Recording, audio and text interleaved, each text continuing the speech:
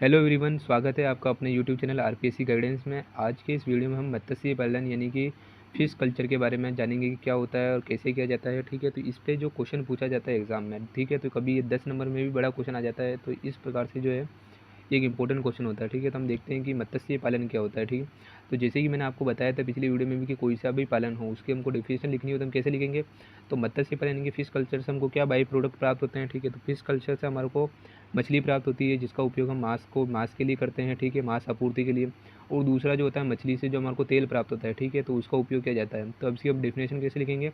व्यापारिक दृष्टि से अब बाय प्रोडक्ट क्या प्राप्त हो रहा है, तो हमारे को मछली और मछली का तेल प्राप्त करने के लिए मछली का पालन, और इसको हम ऐसे भी लिख सकते हैं कि वैज्ञानिक तरीके से मछली का पालन करने क्या कहलाता है, मत्स्य पालन यानी कि फ़िश कल्चर कहलाता है। ठीक है, अब इसका हम थोड़ी हिस्ट्री देख लेते हैं। तो मछली प्रारंभिक समय से ये मनुष्य के भोजन के रूप में जो है उपयोग की जाती रही है। इनका शिकार भी इसी उद्देश्य से किया जाता था। इसी की दृष्टि में रखकर मछली पालन प्रारंभ किया गया। पहले मनुष्य के सामने समस्या रही कि किस प्रकार मछलियों की संख्या बढ़ाई जाए तथा उन्हें किस प्रकार जलाशयों में सुरक्षित रखा जाए। ठीक है, जिस प्रकार से क्या हो रही है कि जनसंख्या बढ़ रही है तो उनकी मछलियों की डिमांड भी है जो भी बढ़ रही है। ठीक है, तो हमारे को इतना ये लिखने की जरूरत नहीं होती हिस्ट्री, तो हम डायरेक्ट ही इसकी डेफिनेशन लिखिए, थोड़ी हिस्ट्री लिखिए और कैसे पालन किया जाता है वो लिखना हम क्या कर सकते हैं, स्टार्ट कर सकते हैं। ठीक है, तो भारत में सबसे पहले मत्स्य पालन पश्चिम बंगाल में शुरू हुआ था, लेकिन बढ़ती हुई जनसंख्या के दबाव के कारण चीन, इंडोनेशिया, वियतनाम, अफ्रीका, कंबोडिया, संयुक्त राज्य अमेरिका, यूएसए तथा भारत में मत्स्य पालन तेजी से बढ़ रहा है। ठीक है, जैसे जैसे जनसंख्या बढ़ेगी, ठीक है, तो फूड की डिमांड बढ़ेगी, तो ठीक है, तो उनका पालन भी जो होगा वो बढ़ता जाएगा। अब हम देखते हैं मत्स्य पालन के लक्ष्य क्या क्या है। ठीक है, तो एम्स ऑफ फिश कल्चर ये है कि मत्स्य पालन का प्रमुख उद्देश्य जो है मछलियों के उत्पादन में वृद्धि करना। ठीक है, इन्हें उथले जल में पाला जाता है, इसलिए इनका यहाँ से पकड़ना सरल कार्य होता है। ठीक है, तो जो समुद्र होते हैं वहाँ से पकड़ना मछलियों का कठिन कार्य है, जबकि हम खुद ही जो है कम गहरे जल में जब मछलियों का पालन करते हैं तो उनको पकड़ना जो होता है आसान कार्य होता है।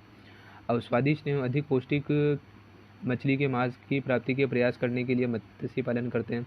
मत्स्य उद्योग के अन्य बाई प्रोडक्ट्स की प्राप्ति की लिए भी हम मत्स्य पालन करते हैं। ठीक है, अब कृत्रिम जो है खाद्य सामग्री से मछलियों का विकास एवं वृद्धि तीव्र गति से होती है। ठीक है, तो ये एक फैक्ट हो गया है।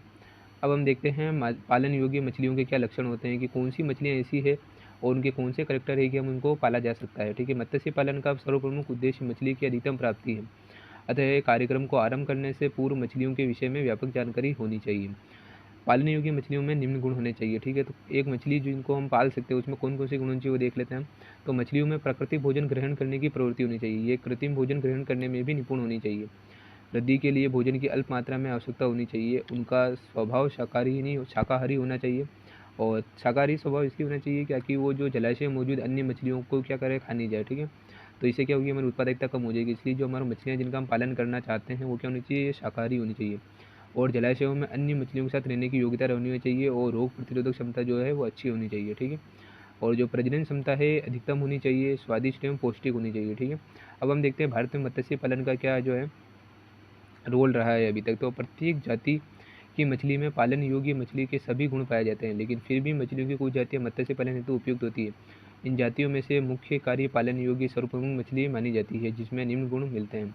तभी मैंने पहले भी ऊपर देखा कि जो पालन योग्य मछली है, ठीक है, तो उनके क्या गुण होने चाहिए और कुछ गुण दे रखे हैं हमारे को। तो प्राणी प्लवक एवं पादप प्लवक, सड़ी गली समुद्री घास, कूड़ा व जलीय पादपों का भक्षण करती है। ठीक है, तो जो पालन योग्य मछली होती है वो क्या करती है, तो वो क्या हमने कहा था शाकाहारी पालनी चाहिए। ठीक है, तो शाकाहारी मछली क्या करेगी, तो पादप प्लवक हो गए, ठीक है, और जंतु प्लवकों को उनका भक्षण करती है, और सड़ी गली जो घास होती है, कूड़ा करकट होता है, उनका भक्षण करती है। कार्प कुछ अधिक तापमान तथा प्रदूषित जल में भी जीवित रह सकती है। जो कोर्प मछली होती है, ठीक है, तो जो होती है अधिक तापमान और प्रदूषित जल में भी क्या रह सकती है, जीवित रह सकती है। कोर्प जल में अघुलनशील ऑक्सीजन की कमी को भी सरलता से सह सकती है।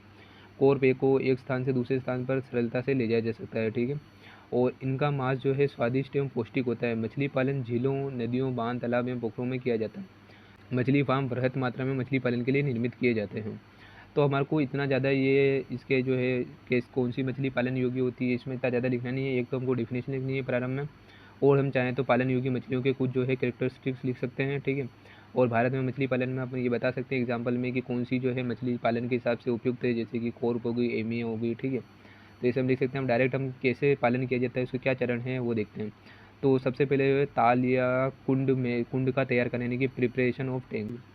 तो प्रजनन काल से लगभग 30 दिन पहले अवांछित जलीय पौधे तथा जंतुओं को अलग करने के लिए प्रत्येक वर्ष ताल को क्या कर लिया जाता है, सुखा लिया जाता है, ठीक है। खाली करके हम क्या कर लेते हैं, सुखा लेते हैं।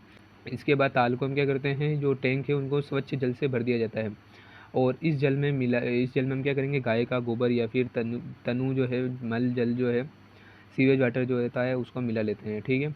जो क्या करते हैं, प्लवकों की वृद्धि के लिए आवश्यक पोषक पदार्थ होता है, ठीक है। तो अगर हम क्या करेंगे, शाकाहारी मछलियों को पालेंगे, ठीक है। शाकाहारी मछलियों को किस पे फीड करेगी, वो पादप प्लवकों को ही फीड करती है। और पादप प्लवक उगने के लिए क्या आवश्यक होता है, ठीक है। तो वो उसमें गोबर हो या फिर उसमें सीवेज वाटर हो, तो उसमें क्या होते हैं, पादप प्लवक जो होते हैं वो आसानी से उग सकते हैं।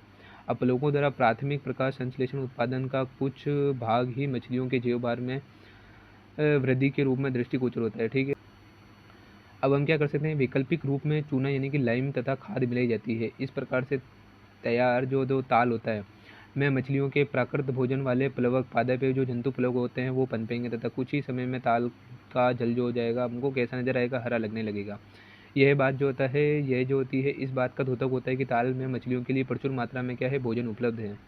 अब हम देखते हैं कि दूसरा स्टेप क्या है। तो दूसरा स्टेप क्या होता है कि जलांडक यानी का संग्रह करना, यानी कि कलेक्शन ऑफ स्पॉन। स्पॉन क्या होते हैं, एक तरह से क्या होते हैं कि जो मछलियाँ होती है, शाकाहारी मछलियाँ, जिनको हम क्या कहते हैं, ताल में यानी टैंक में पालना चाहते हैं, तो वो अंडे वो सामान्यतः वहाँ पे नहीं देती, वो कहाँ, नदियों के जो किनारे वाले जो जल होते हैं, ठीक है, वहाँ पे जो है छिछले जल में जो होती है अंडे देती है। तो वहाँ से हम क्या कर सकते हैं कि वहाँ से अंडों का कलेक्शन करके हम ला सकते हैं, या फिर जो है स्फुटित जो है लार्वा को हम क्या कर सकते हैं, अंडे के स्फुटन से जो लार्वा निकलता है उनको इकट्ठा करके हम क्या कर सकते हैं, हमारे टैंक में ला सकते हैं, ठीक है। तो उन्हीं जो लार्वा होते हैं उनको हम क्या कहते हैं, स्पॉन कहते हैं, ठीक है।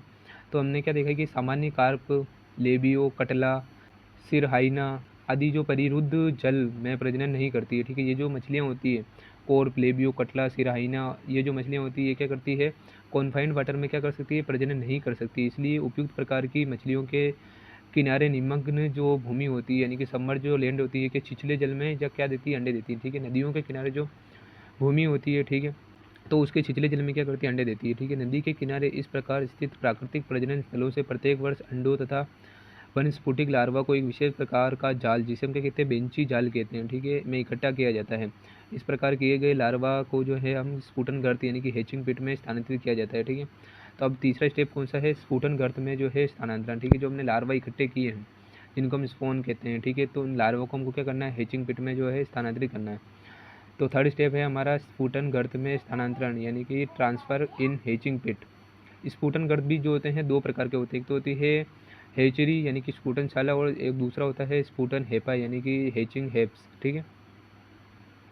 तो स्फुटनशाला जो होती है छोटे आकार के ताल होते हैं जिनमें निषेचित अंडों को स्थानांतरित किया जाता है। निषेचित अंडे जो होते हैं 2 से 15 घंटे के बाद ही स्फुटित होते हैं। अब स्फुटन जो हेपा जो होता है वो होता है 3/1.5/1 फीट के जो होते हैं आकार की मच्छरदानी के कपड़े के बने आयताकार ध्रुवणिका संरचना युक्त ताल होते हैं, जिन्हें नदी में बांस के खंभों की सहायता से गाड़ा जाता है, ठीक है। इस प्रकार बने हुए हेपा में जल के निरंतर प्रवाह से जो होती क्या करती है, स्वच्छ वायु अंडों को मिलती रहती है। एक तरह से स्फुटन हेपा क्या होता है, जो मच्छरदानी के जो कपड़ा जो होता है, ठीक है, उससे बनी हुई आयताकार संरचना होती है, ठीक है, जिसमें हम क्या करते हैं, बांस के खंभों की सहायता से चारों ओर क्या कर लेते हैं, उसको नदी के जल में स्थिर कर लेते हैं। अभी क्या होगा कि ये जाल युक्त संरचना है, तो नदी का जो बहता हुआ जल है उससे पास होता जाएगा। पास होगा तो नहीं जो है ऑक्सीजन युक्त वाटर जो अंडों को और लार्वाओं को मिलेगी। अब स्फुटनों को 36 से 48 घंटे के लिए इन्हीं हेपा में रहने दिया जाता है। मतलब जो हमने स्पोन एकत्रित किए थे उनको हम क्या करेंगे, 36 से 38 घंटे के लिए इन्हीं हेपा में रहने देंगे। तत्पश्चात हम क्या करेंगे, नर्सरी में स्थानांतरित कर दें, ठीक है। तो अब क्या होगा कि ये जो हमने स्पोन एकत्रित किए थे, लार्वा एकत्रित किए थे, ठीक है, वो थोड़े बड़े हो जाएंगे तो हम क्या कह सकते हैं, उनको नवजात मछलियाँ कहेंगे, ठीक है। नवजात मछलियों का नर्सरी ताल या फिर नर्सरी ताल संवर्धन कुंड में परिवहन, ठीक है, इकट्ठा करके, यानी किसको इकट्ठा करना है, तो हमने जो वहाँ पे स्पोन थे जिनको हमने हैचिंग पिट में जो है रखा था पोषण देने के लिए, ठीक है, तो उनको हम क्या करेंगे, इकट्ठा करके नर्सरी में स्थानांतरित कर देते हैं, ठीक है। और इनमें इनमें क्या करेंगे, हम मिट्टी की बनी हांडियों या धातु के ऑक्सीजन सहित सीलबंद पात्रों में जल की एक निश्चित मात्रा के साथ एक निश्चित समय तक इनको क्या करते हैं, रखा जाता है, ठीक है। अब जो इनसे नवजात मछलियाँ हैं उनको हम क्या करेंगे, संवर्धन कुंड में रखना। नर्सरी पॉन्ड से उनका क्या करेंगे, स्थानांतरण करेंगे। संवर्धन कुंड में लाई गई जो नवजात मछलियाँ बहुत ही क्या होती, नाजुक होती है, इसलिए इन्हें क्या करते हैं, बहुत सावधानी से यहाँ रखा जाता है। यहाँ नवजात मछलियों को बड़े आकार की मछलियों से बचा कर रखा जाता है। यहाँ इन्हें लगभग जो होता है 1 सप्ताह तक रखा जाता है। जब इनकी लंबाई 1 इंच के लगभग होती है तब इन्हें क्या कहते हैं, हम पालन पोषण ताल में जो होता है स्थानांतरित कर दिया जाता है। मतलब कि जब इनकी लंबाई 1 इंच की लगभग हो जाती है नर्सरी पॉन्ड्स में रखे हुए, तब हम क्या कर सकते हैं, इनको रेयरिंग की जो टैंक्स होते हैं उनमें जो होते हैं ट्रांसफ़र कर सकते हैं। अब हम क्या देखेंगे, छठा स्टेप होता है इनको पालन पोषण ताल में रखना, ठीक है, कीपिंग इन रेयरिंग टैंक्स।